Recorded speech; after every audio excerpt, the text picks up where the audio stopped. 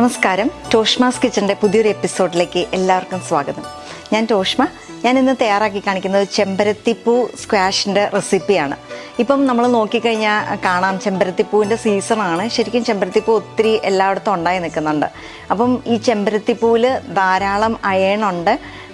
Teenage കുട്ടികൾക്കും അതുപോലെ തന്നെ എല്ലാവർക്കും കഴിക്കുന്നത് വളരെ നല്ലതാണ്.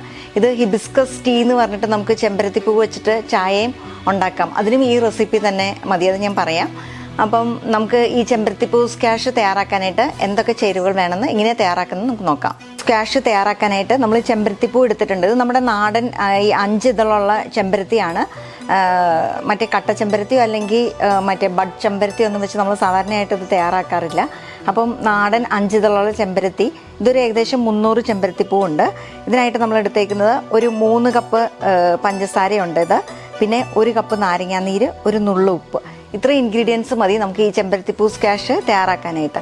ഇതിനായിട്ട് എന്ത് ചെയ്യണമെന്ന് വെച്ച് കഴിഞ്ഞാൽ, ഈ ചെമ്പരത്തിപ്പൂ നന്നായിട്ട് ഇതൊന്ന് കഴുകണം. ഒത്തിരി ഉടഞ്ഞു പോകാതെ നമ്മളൊന്ന് കഴുകിയെടുക്കണം. എന്താണെന്ന് വെച്ചാൽ നമ്മൾ പുറത്തൊക്കെ നിൽക്കുമ്പം പൊടിയൊക്കെ ഉണ്ടാവുമല്ലോ, അതൊക്കെ മാറാൻ വേണ്ടിയിട്ട്. ഈ ചെമ്പരത്തിപ്പൂവിലേക്ക് നമ്മൾ നല്ല ചൂടുള്ള തിളച്ച വെള്ളം ഒഴിക്കുകയാണ്. ഇത് 1.5 ലിറ്റർ വെള്ളമുണ്ട്. ഇത് ഒഴിച്ചു കഴിയുമ്പം നന്നായിട്ട് ഇതിൻ്റെ കളറ് മുഴുവൻ ഈ വെള്ളത്തിലോട്ട് പകർന്നു വരും. കണ്ടോ, ഇത് ഒഴിച്ച് കുറേ സമയം വെക്കേണ്ട ആവശ്യമൊന്നുമില്ല. നമ്മളത് ഒഴിച്ചു കഴിയുമ്പോൾ തന്നെ നമുക്ക് ഇതിൻ്റെ കളറ്, ഈ ചെമ്പരത്തിപ്പൂവിൻ്റെ കളറൊക്കെ ഇതിലോട്ട് മാറും.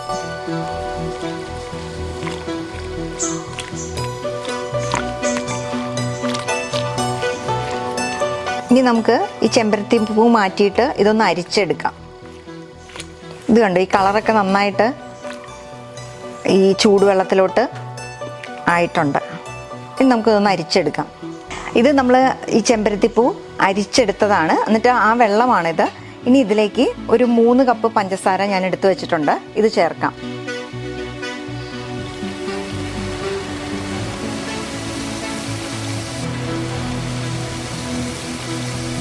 നമ്മൾ പഞ്ചസാര ചേർത്തു. പഞ്ചസാര ഒന്ന് അലിയുന്നിടം വരെ നമുക്കിതൊന്ന് ചൂടാക്കിയെടുക്കാം.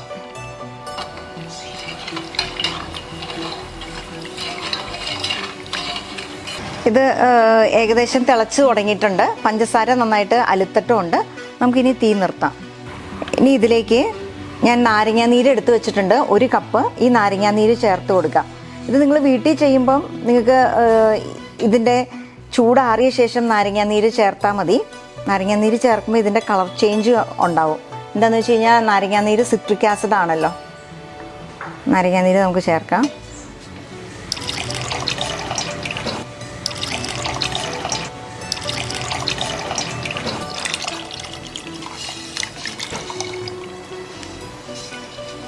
ഇതുകൊണ്ട് ഇതിൻ്റെ കളറ് മാറി നല്ല ചെമ്പരത്തിപ്പൂവിൻ്റെ റെഡ് കളറിലോട്ട് കിട്ടി നമുക്ക്.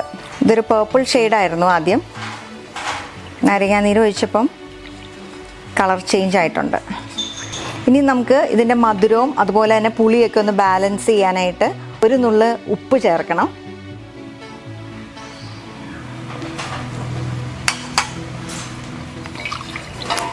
നമ്മുടെ ചെമ്പരത്തിപ്പൂ സ്ക്വാഷ് റെഡി ആയിട്ടുണ്ട്. നമുക്കിനി ഇതൊരു ഗ്ലാസ്സിലേക്ക് പകർത്താം.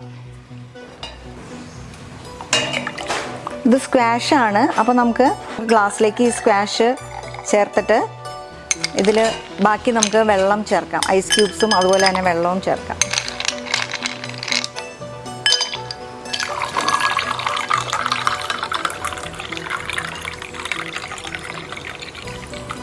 ഒന്ന് ഇളക്കാം.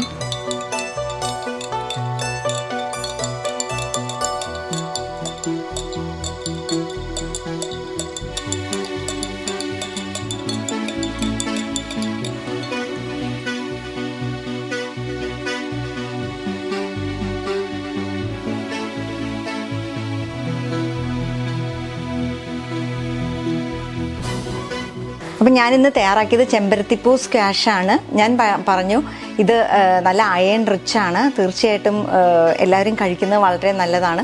പിന്നെ വളരെ എളുപ്പമാണ് ഉണ്ടാക്കാനായിട്ട്. ചെമ്പരത്തിപ്പൂവൊക്കെ വെറുതെ പാഴായി പോകാതെ നമുക്ക് ഇത് വെച്ചിട്ട് ചെമ്പരത്തിപ്പൂ സ്ക്വാഷ് വളരെ എളുപ്പത്തിൽ തയ്യാറാക്കി നോക്കാം. അധികം ഇൻഗ്രീഡിയൻസ് ഒന്നും വേണ്ട. തീർച്ചയായിട്ടും നിങ്ങൾ ട്രൈ ചെയ്ത് നോക്കണം.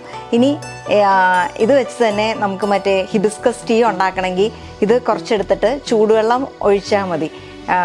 യൂഷ്വലി നമ്മൾ ഹിബിസ്കസ് ടീ ഉണ്ടാക്കാനായിട്ട് ചെമ്പരത്തിപ്പൂ ചൂടുവെള്ളം ഒഴിച്ച് അതിനുള്ള പഞ്ചസാരയെ ചേർക്കാറുള്ളൂ. നാരങ്ങാനീര് ചേർത്താലും കുഴപ്പമില്ല. അപ്പം ഇതിൽ ചൂടുവെള്ളം ഒഴിച്ച് നമുക്ക് ഇതുപോലെ തന്നെ ഡൈല്യൂട്ട് ചെയ്ത് ഹിബിസ്കസ് ടീ ആയിട്ടും നമുക്ക് കഴിക്കാവുന്നതാണ്. തീർച്ചയായിട്ടും ട്രൈ ചെയ്ത് നോക്കണം. മറ്റൊരു റെസിപ്പിയുമായി അടുത്ത എപ്പിസോഡിൽ നമുക്ക് വീണ്ടും കാണാം.